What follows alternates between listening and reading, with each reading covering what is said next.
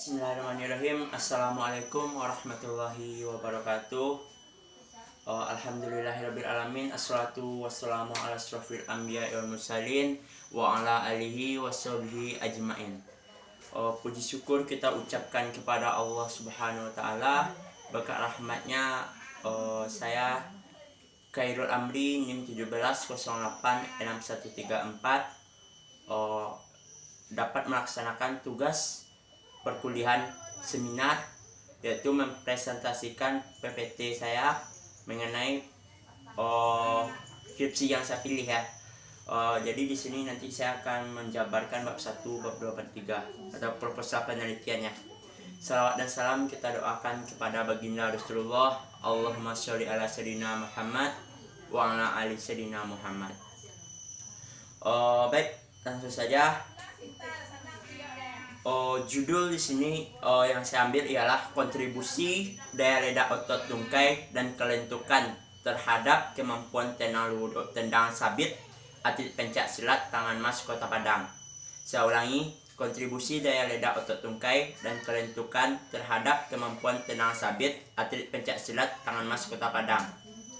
Oke, di sini yang melatar belakangi masalah terhadap pengambilan judul tersebut ialah peningkatan mutu sumber daya manusia merupakan salah satu strategi pembangunan di Indonesia. Upaya tersebut memiliki peran strategis dalam kerangka pembangunan bangsa Indonesia secara keseluruhan, karena menyangkut usaha penyiapan sumber daya manusia sebagai pelaksanaan pembangunan di masa yang akan datang. Untuk membentuk manusia yang berkualitas, salah satunya dapat diwujudkan melalui pembinaan generasi muda dengan kegiatan olahraga. Dan masalah yang saya identifikasikan dalam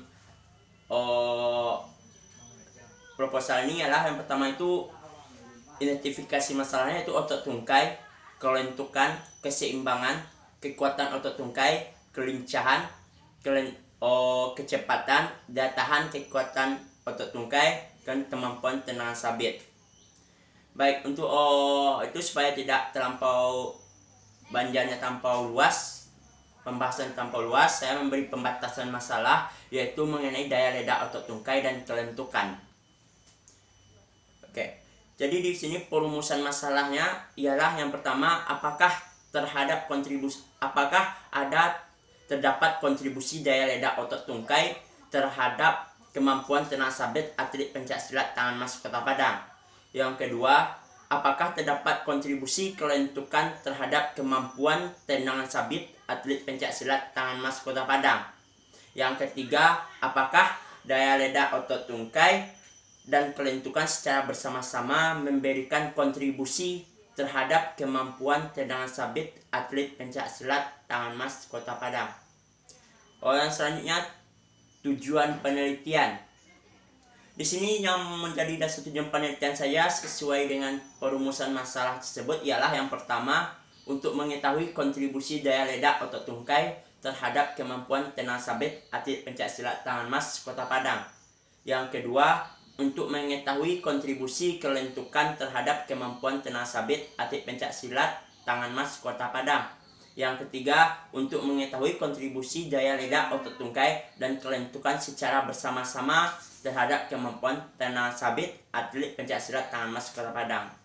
Oke, di sini setelah melakukan penelitian nantinya saya harapkan dapat memberikan manfaat di penelitian ini, yaitu yang bagi penulis sendiri sebagai salah satu syarat untuk mendapatkan gelar sarjana.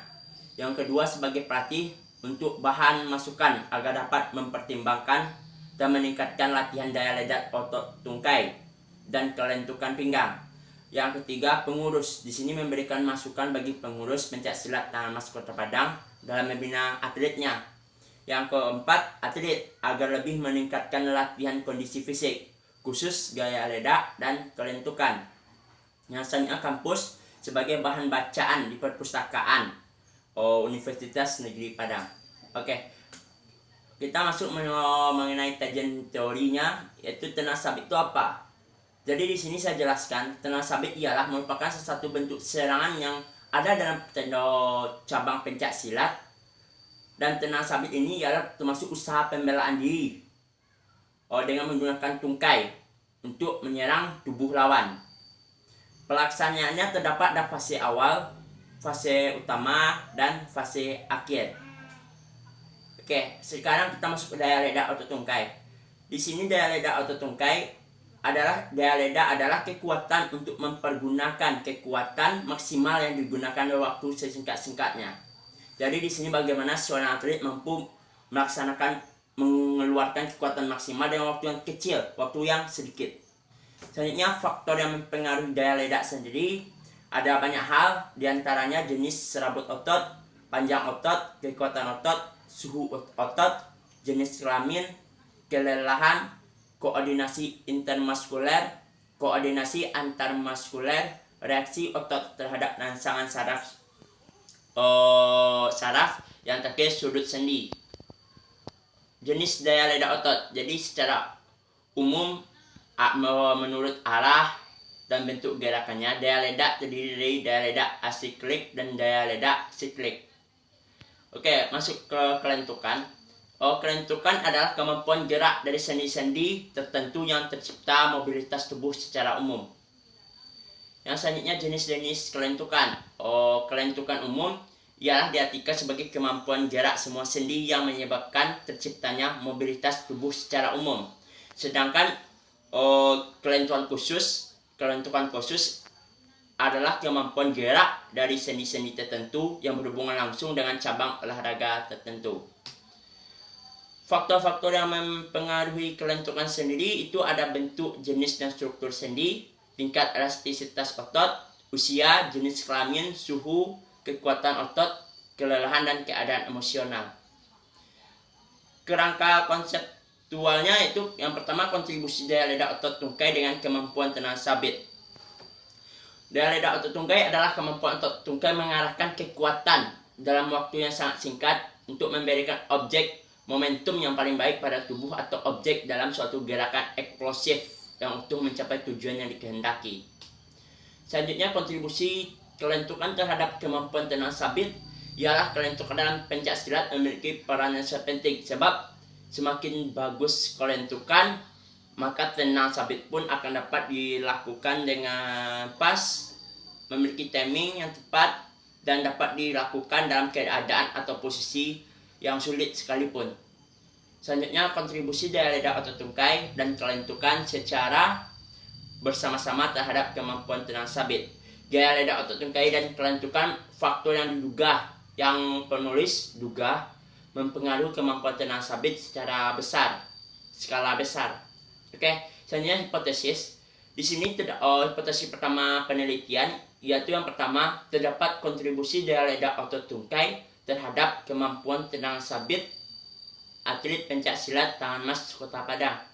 Yang kedua, terdapat kontribusi kelentukan terhadap kemampuan tenang sabit pencak silat tangan emas Kota Padang.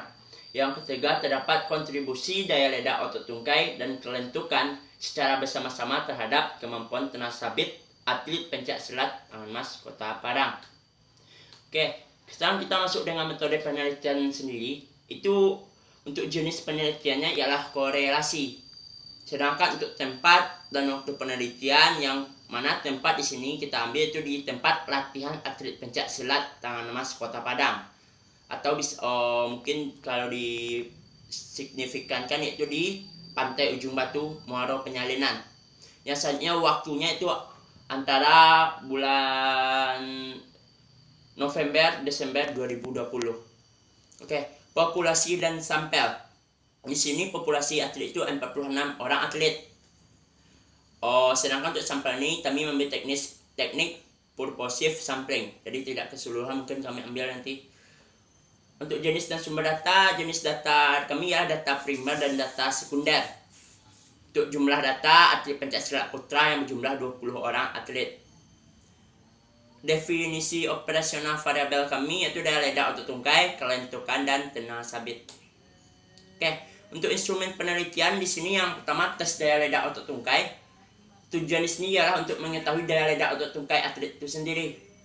Alat yang kami pakai yaitu bak lompat atau tempatnya datar dan tidak licin untuk melompat. Yang selanjutnya meteran, kapur, penggaris, dan alat tulis. Pelaksanaannya yang pertama itu atlet berdiri di belakang garis dengan sekaki sedikit renggang dan kedua kaki ditekuk pada lutut. Yang kedua, atlet melompat ke depan dengan kedua kaki sekaligus sambil mengayunkan tangan dan mendarat dengan kedua kaki pula. Yang ketiga, hasil lompatannya tentu dicatat. Lalu pengukuran hasil lompatan diukur dari garis start, take off ke titik dekat dengan patokan tumit belakang. Yang selanjutnya, atlet diberikan kesempatan melompat sebanyak 3 kali. Hasil lompatan terjauh itu yang dijadikan skor lompatan. Jadi 3 kali percobaan, yang paling tinggi skornya itu yang dihitung. Selanjutnya tes kelentukan. Di sini itu bertujuan untuk mengukur ekstensi tungkai. Alat yang kami gunakan yaitu flexiometer, atau mungkin bisa kita pakai penggaris panjang. Pelaksanaannya itu atlet berdiri dengan tungkai dengan tungkai yang terpisah. Maksud di sini itu membuka kaki hampir kayak split. Oke, lalu buka kaki selebar mungkin hingga membentuk posisi serendah mungkin.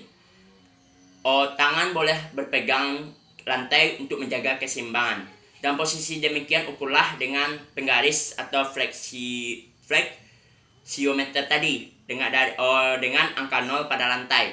Bacalah selisih dari lantai hingga selangkah, lakukan 3 kali percobaan.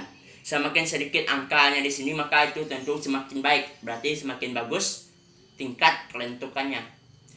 Penilaiannya pun angka terendah seperti saya bilang tadi, angka terendah dari 3 kali percobaan itu yang diambil. Selanjutnya, tes kemampuan tenang sabit. Di sini untuk mengetahui kecepatan tenang sabit tersebut, kami memakai patching, meteran, stopwatch, dan mungkin memerlukan bantuan yaitu petugas yang pertama yang mengukur ketinggian